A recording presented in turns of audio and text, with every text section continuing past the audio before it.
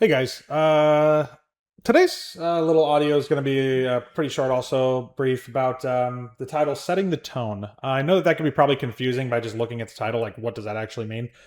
What I wanted to talk to you about today was a little bit about your mindset when you get up every day. I have this conversation also with people. A lot of these conversations stem from, like I said, me just kind of writing down notes about how many people I talk to and kind of what they say, and because I deal with so many different, like I said, people and mindsets and stuff, just being on the internet and having friends all over the world that do marketing and stuff, and young, old, and it's kind of funny when you watch a lot of their overlap. But setting the tone is a conversation I've had many times with people about when you wake up today, sort of how you feel. And I know that this sounds really elementary. It's probably going to sound super elementary to a lot of people, but I noticed that a lot of people in my life, particularly men, fall into this trap quite a bit with people around them, which is when they get up in the day, they kind of a lot of them don't realize that they are setting the tone and the attitude for most of the people around them for their day. Women also this applies to as well. I'm just saying men because I am one, and so I'm just relating it to myself. But it applies both equally to men and women. But I just seem to find this issue more with men for some reason. Maybe it's because a lot of internet marketers predominantly lean men. But mainly what I mean is, like, for example, when you get up in the morning and your life could be in absolute shambles, right? Like life community in shambles. And your day and your week's been going awful. Your marketing's been going awful. And this could apply more than marketing, right? Your job's going awful or whatever. The people around you, however, are only going to feel certain ways based on how you act outwardly. This doesn't mean that you can't share things with them and that they can't know the reality of what's happening in your life, or that you should hide things from them. It's more an understanding of that uh, your attitude towards those things makes the largest scale difference in how people feel around you in the day towards you. And what I mean by this is you can drive how people feel around you very greatly by your attitude when you get up and how you emit yourself to the world. Like I said, this is going to sound highly elementary to a lot of people, but there was a time in my life I really needed to hear this, which was if I wake up today and my life's going awful, but I remain optimistic and happy and upbeat, even though things are not going the way I want them to. And that's being very conservative with the language, because there's been times in my life where things are going absolutely horrendously bad. But during those times, I do have to say I did fight to remain highly optimistic, upbeat, and still, like laugh about everything, about my laugh about my misery and all that stuff to get through it all. That's probably why like I'm such a smartass now, because I don't really take anything seriously. I kind of just laugh through everything, even if it's things that are obviously really bad for me. And that's because I don't really have a choice, right? You kind of have to get through either way. But what I'm saying is that the people around you in your life, let's say you're a guy and you live with a girlfriend, or you have a wife and kids, and let's say it's the same way for if you're a girl and you have like a husband and kids, or whatever way it is, right? However, you have another person, spouse, significant other in your life, or just somebody you live with, roommates, whatever. A lot of how they're going to perceive their day and you is how you come out and you project yourself. And so a lot of what I've told people is that the way that you should always be is optimistic and upbeat, regardless of how things are in your life. And what I eventually realized in my own life was that if I wasn't, it didn't help me a lot. If I, like, say things were going awful, say my campaigns were just losing money and things were going terribly. If I walk around and have a bad attitude, especially towards people that don't have anything to directly do with it, meaning my wife, my kids, my friends, uh, that is really a bad way for people to perceive me. That I am always angry about my position in my job or whatever it is. And the problem is this too: when you tell them, they can't really do anything to help you with it.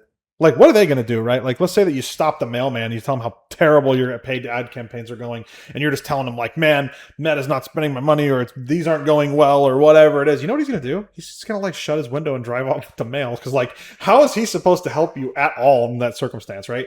And now apply that to everybody else in your life, too. Like, let's say you have a good friend, right? And your friend doesn't really know anything about your business. Yes, it's your friend, but, like, how are they supposed to really help you? They could be a person to lean on if you just need to, like, vent your frustrations. But then again, how are they supposed to help you? Like, there's not anything they could do to help. So this applies to a lot of people, right? And so my whole argument here, or my whole like suggestion, because this is something I actually practice myself and I have for a lot of years, is be optimistic, sometimes stupidly optimistic. Like, sometimes if you think of dumb, like really over the top optimistic characters, ones that come to mind for me are like Luffy from One Piece, or Man, I'm trying to think of others that are similar to Luffy from One Piece that are. I don't even watch One Piece, by the way. I watched the first like season of the anime, and then they lost me, and now there's like 3 million episodes, so there's no way I'm going to catch up. But Goku is another example. Like, does Goku ever really not have optimism? I don't think so. I think that's what most people like about his character is that he was always optimistic that he could defeat the next enemy or that he could get more powerful or that, things were good. That was always Goku's take, right? And so like these characters, they come off kind of as dumb, right? Like a lot of times they're treated as like they're a dumb character, but a lot of people love them for their optimism. They're never somebody you encounter with a bad attitude or somebody you encounter who's like getting down on themselves and being like, oh, well, life's awful and everything sucks.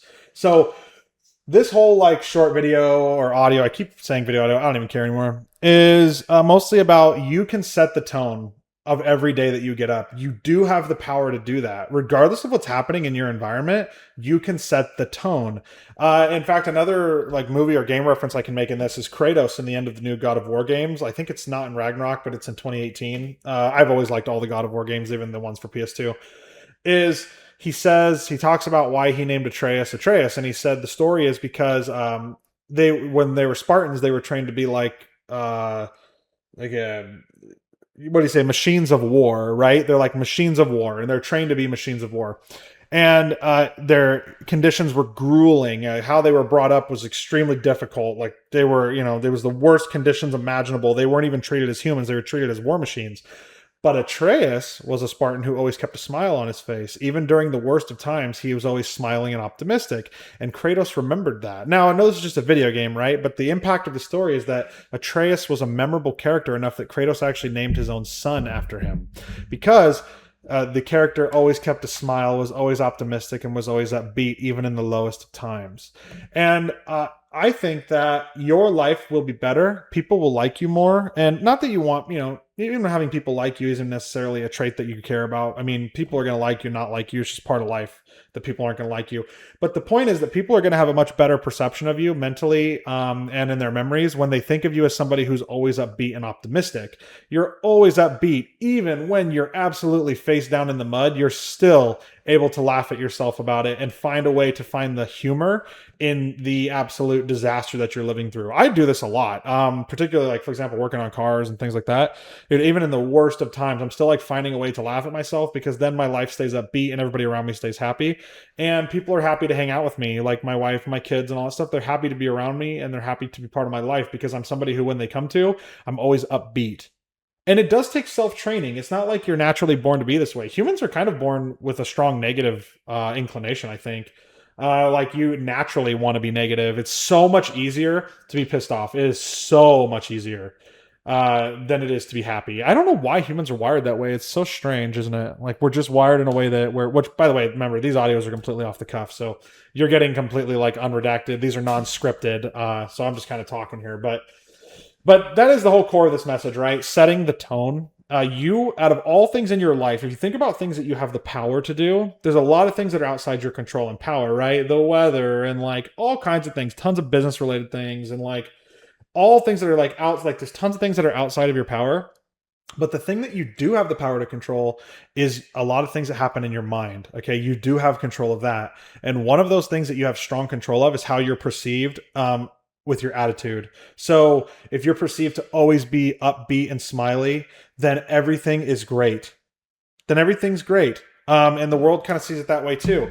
And you can still be upbeat about things, even when things are awful, and you can still be honest with people. I am this way with most people. I don't mind. I even tell people sometimes when things are going awful for me.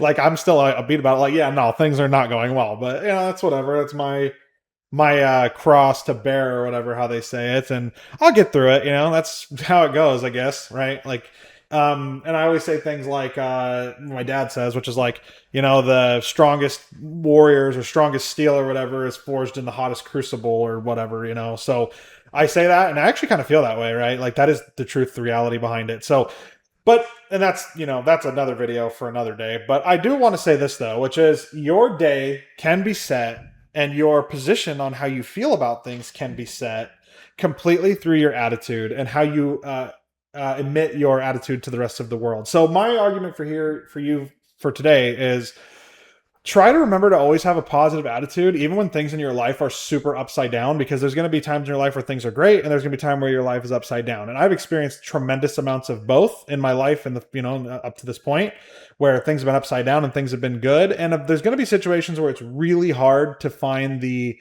optimism in the circumstance, but you will be so much better off if you work.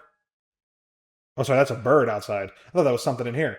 Your life will be so much better off in the long run if you are able to constantly find the, you can hear that bird probably, it's hilarious. If you can find the way to stay positive, optimistic, and upbeat regardless of the situation you're in, trust me, if you're in a married relationship, your life will go so much better. Your kids and wife will love you so much more. Same vice versa for men and women. Spousal partner, whatever. If you always stay upbeat, happy, and kind of like on the humor side of things, and look at everything kind of like through the lens of how it's funny, your life is so much better. And of course, there are times to be serious, and there are times where things need to be taken seriously. But for the most part, I would say that it's so much better for your life to set the tone positively every day, regardless of what's happening, and just try to live in the positive of things. So anyway, I hope that was a helpful audio at all. I don't even know if it's going to be or not, but anyway, that was just kind of something I had on my mind today. So I'll see you guys in the next one.